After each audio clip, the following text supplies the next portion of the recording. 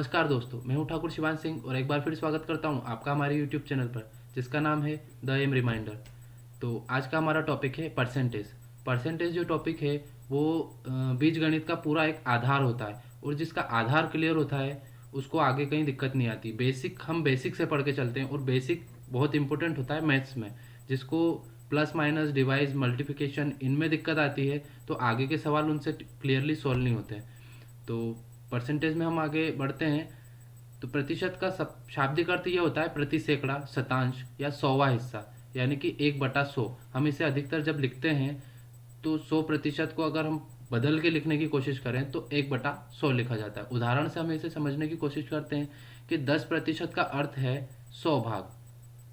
100 भाग में से 10 भाग। यदि कोई व्यक्ति अपनी आय का 75% हिस्सा खर्च कर देता है तो इसका अर्थ यह है कि वह 100 रुपये में से 75 रुपये खर्च कर देगा।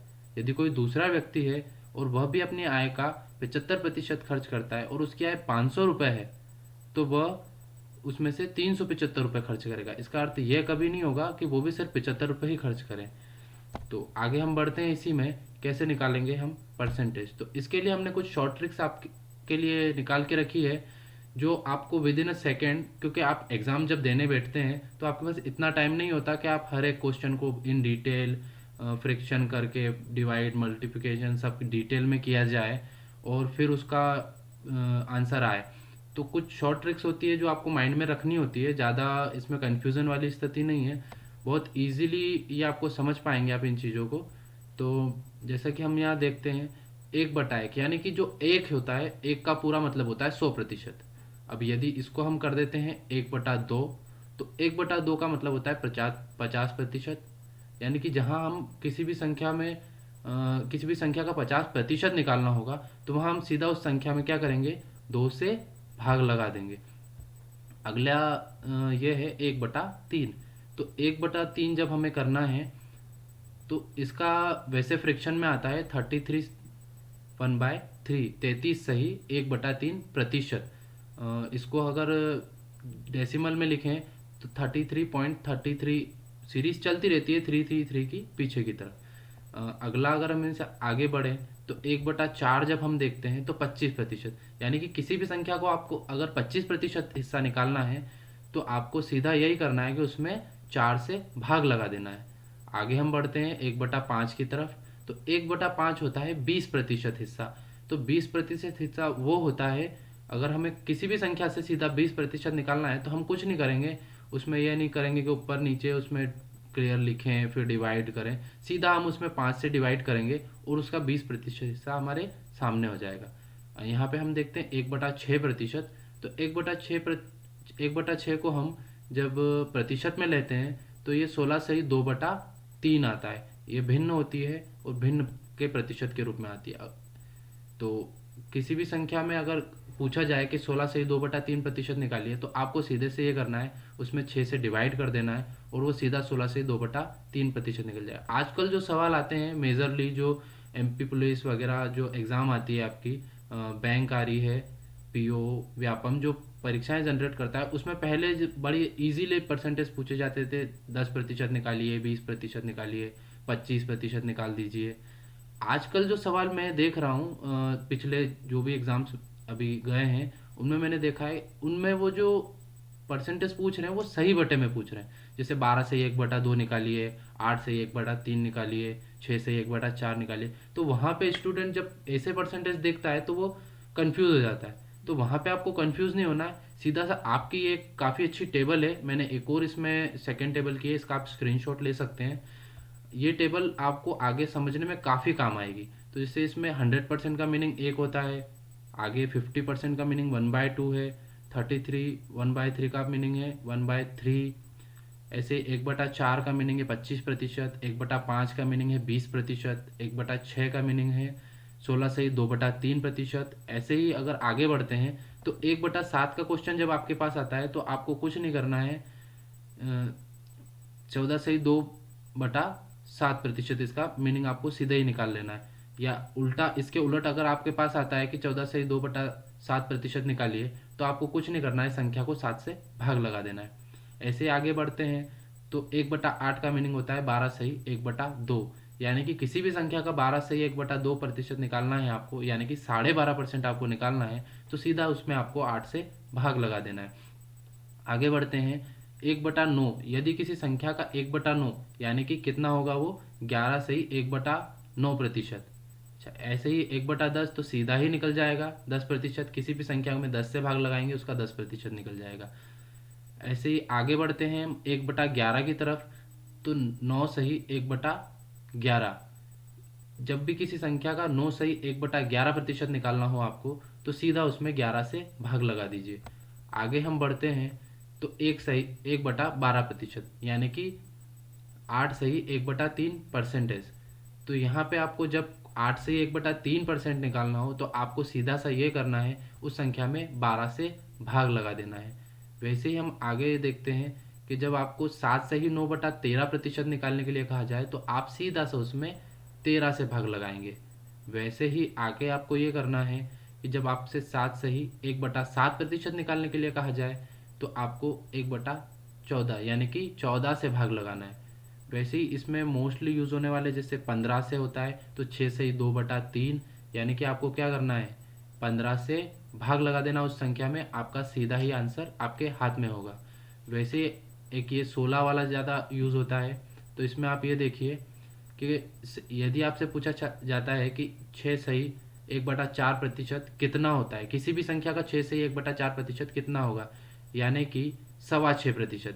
यहाँ पे अगर आपके सामने ये लिखा आ जाए कि 6.25% निकाला जाए तो वो वहाँ पे आपको कंफ्यूज नहीं होना है, आपको सीधा से ये करना है कि वहाँ पे 16 से आपको भाग लगा देना है। वैसे ही आप देखेंगे कि किसी भी संख्या का 5% निकालने के लिए, तो 5% बहुत ईजी है। सीधा सा आपको क्या करना है 20 से भाग लगा देना है, 5% निकल जाएगा। अगर इसका उल्टा आपको करना है कि 20% निकालिए तो आपको 5 से भाग लगा देना है।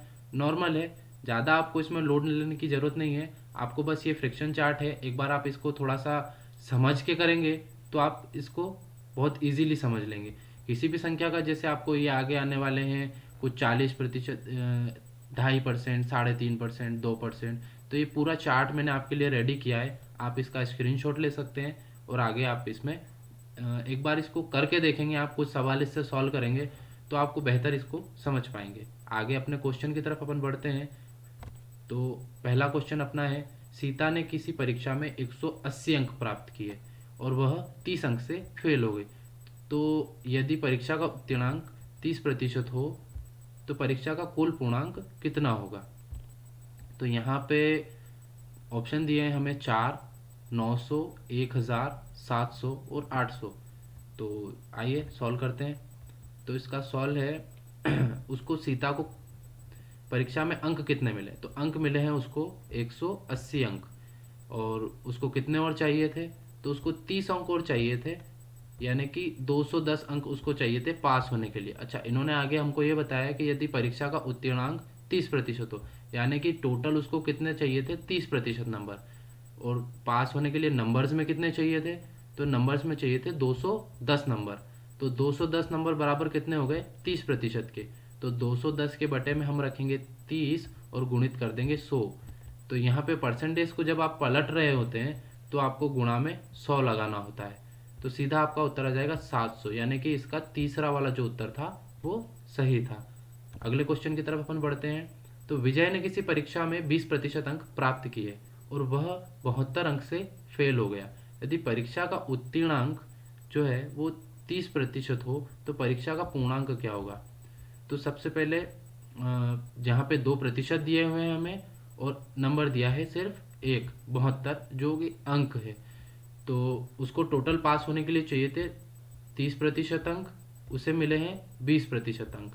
तो हम सबसे पहले क्या करेंगे इन दोनों का अंतर निकालेंगे। तो 30 माइनस 20 बराबर आ जाएगा 10%। तो 10%, चूंकि प्रतिशत में वो 10 है पर संख्या में वो किसके बराबर है 72 के बराबर। तो 72 के बटे में हम रखेंगे 10 और गुणा में रख देंगे सीधा 100।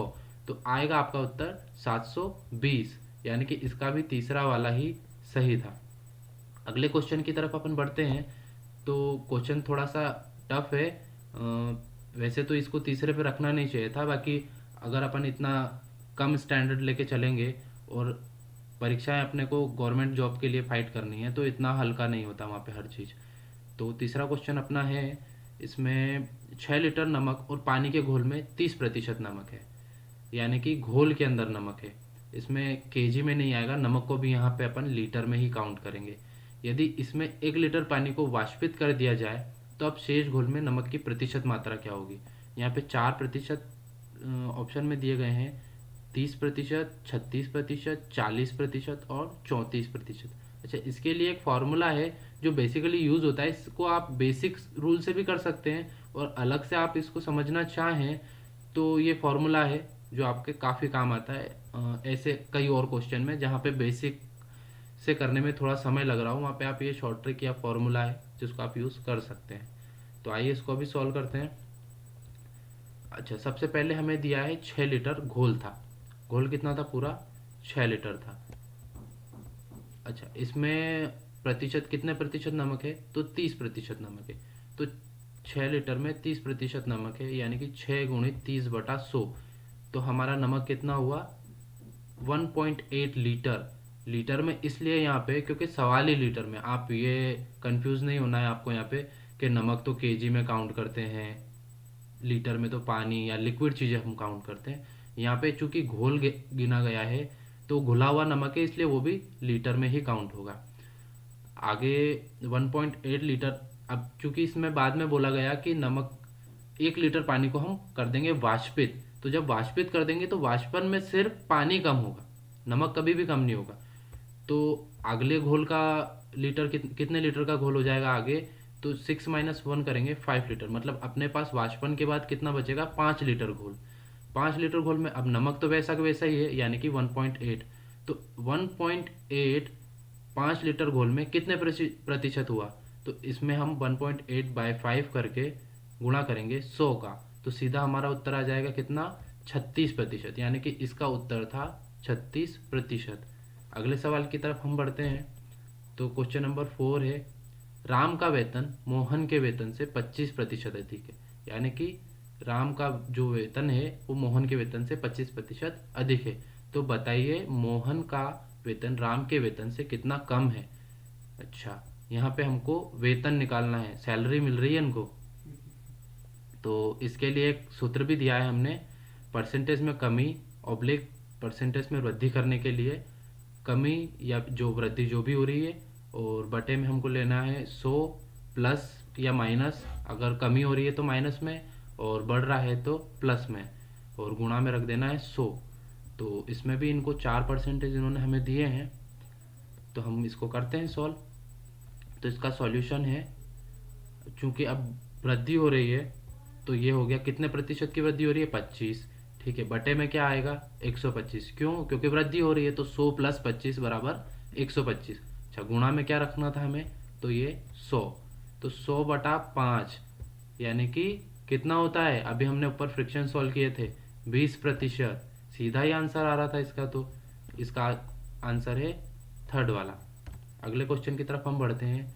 चीनी के भाव में 40% की कमी, यहाँ प्रतिशत का साइन लगाना हम भूल गए हैं, आप ऐड कर लीजिए।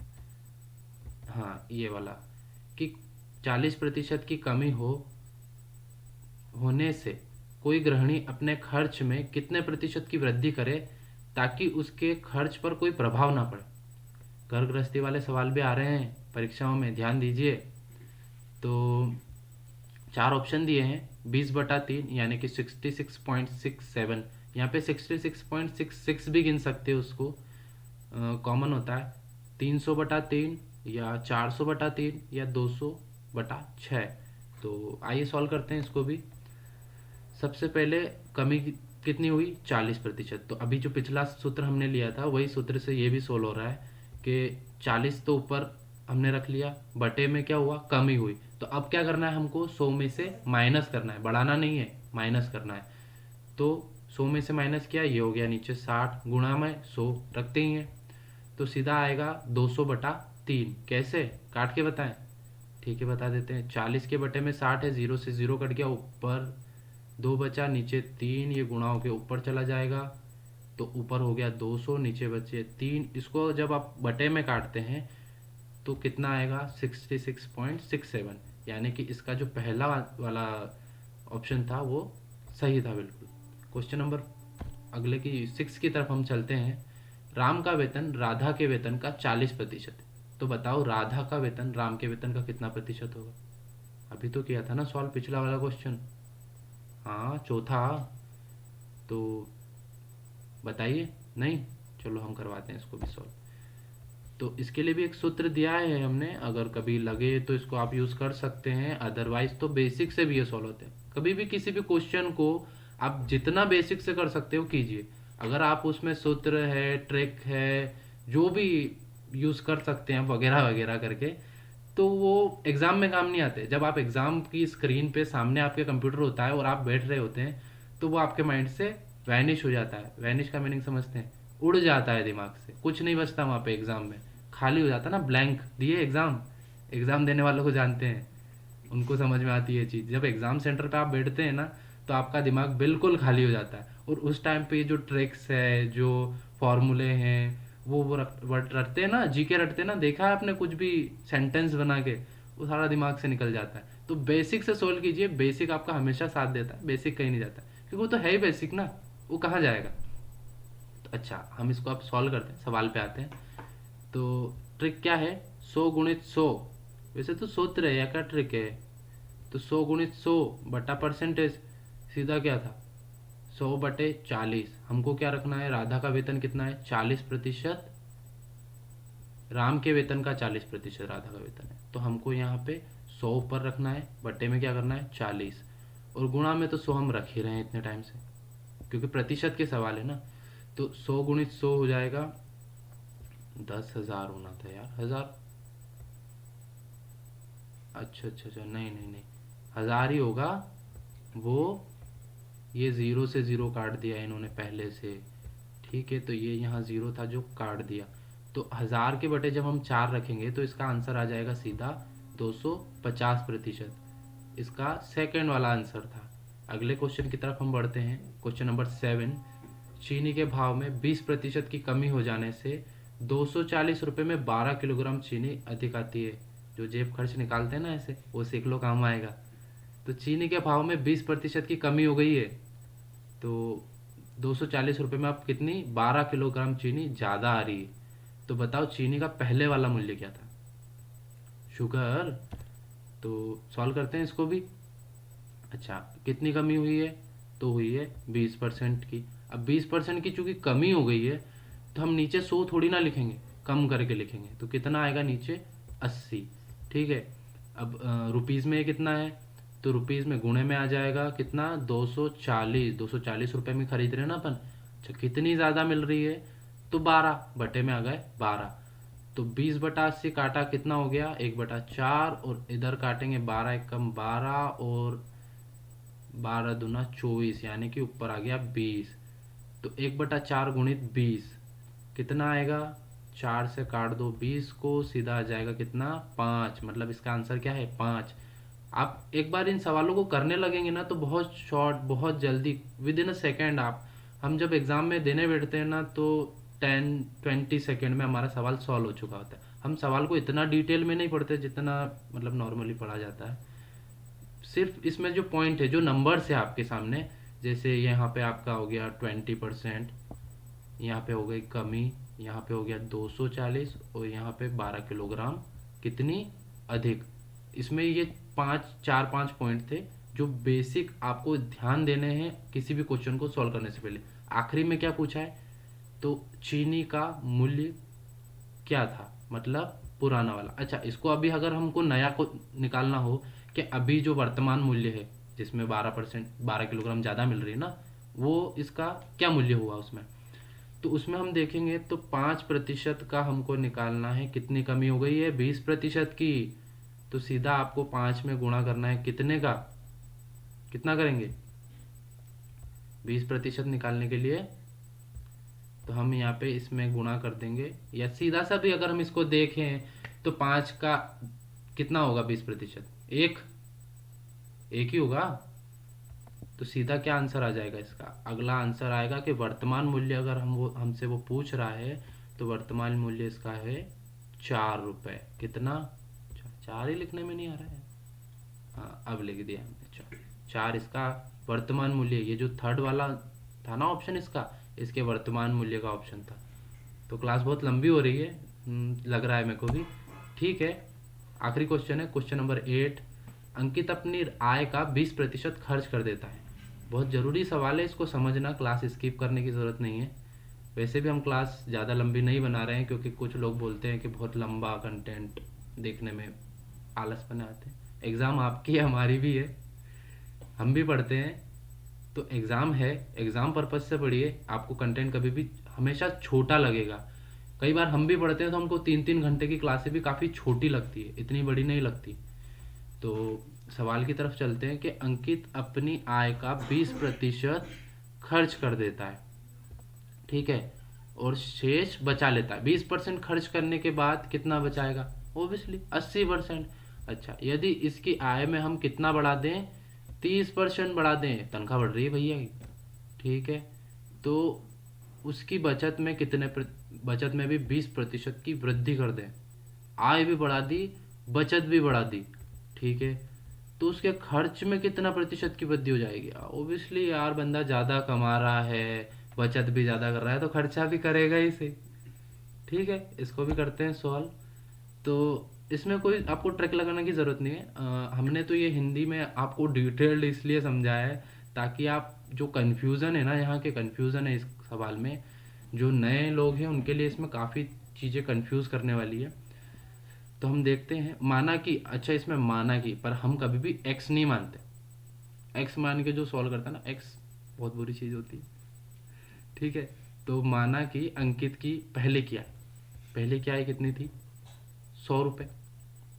100 रुपये बहुत ईजी है। किसी भी चीज़ को जब आप 100 मान के सॉल्व करते हैं, और परसेंटेज बेसिक, जब आप परसेंट की कोई भी सवाल परसेंट का जब आप 100 रुपये मान के करते हैं ना, बहुत ईजी हो जाता है।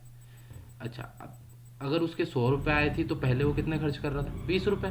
20% 20 रुपये। अच्छा, तब उसकी बचत कितनी हो रही थी? तो बचत हो रही थी 80 रुपये। 100 - 20 यानी कि 80। अच्छा, अब उसकी आय कितनी है? हमने उसकी कितनी बढ़ा दी? 30% आय बढ़ा दी। तो अब उसकी आय कितनी हो गई? 100 + 30 यानी कि 130, ठीक है। तो अब बचत भी बढ़ गई होगी, तो बचत कितनी हो गई? 130 में हम मल्टीप्लाई करेंगे कितना? 80% का नहीं, 80 का ही करेंगे। 130 में मल्टीप्लाई करेंगे 80 का, और डिवाइड करेंगे सीधा 100 से, तो सीधा हमारा कितना निकल आएगा? 96। यानी कि अब बचत कितनी कर रहा है वो? 96 रुपये की। 100 रुपये में से हमने माना था ना 100 रुपये ऊपर, तो उसमें से 96 रुपये की वो बचत कर रहा है। अच्छा, तो अब खर्च कितना कर रहा है? तो 130। अब उसकी आय है 96 रुपये, वो बचा रहा है, तो खर्च कितना कर रहा है? 34 रुपये खर्च कर रहा है, यानी कि 34 रुपये। अच्छा, 34 रुपये अब वो खर्च कर रहा है, पहले कितने कर रहा था? 20 रुपये। तो कितने ज़्यादा खर्च कर रहा है? 14 रुपये। अब 14 रुपये अगर वो ज़्यादा खर्च कर रहा है, तो इसको परसेंटेज में कैसे निकालेंगे? तो 14 के बटे आएंगे 20, और गुणे में जाएंगे परसेंटेज के लिए 100। तो सीधा आएगा कितना? 2 एकम 2 और 7 दूनी 14, यानी कि 70%। इसका जो थर्ड वाला ऑप्शन था वो सही था। तो 70% इसका आंसर आएगा। बहुत इजी वे में हमने सवाल सॉल्व किए हैं। अगर आपको लगता है कि इसकी एक क्लास और होनी चाहिए तो आप हमें कमेंट कीजिए। और यहाँ तक वीडियो को देख लेने के लिए बहुत बहुत धन्यवाद आपका। लाइक कीजिए, कमेंट कीजिए, शेयर कीजिए, और अपने दोस्तों को बताइए। सब्सक्राइब कीजिए और बेल आइकन दबा दीजिए ताकि आने वाली हर वीडियो आपके पास सबसे पहले पहुँचे। और इसी पे हम MPGK भी शुरू करने वाले हैं, तो जिन लोगों को MPGK पढ़ना है वो भी सब्सक्राइब कर दीजिए। जल्द ही नेक्स्ट संडे तक हम MPGK भी अपलोड कर देंगे। तो बहुत बहुत धन्यवाद।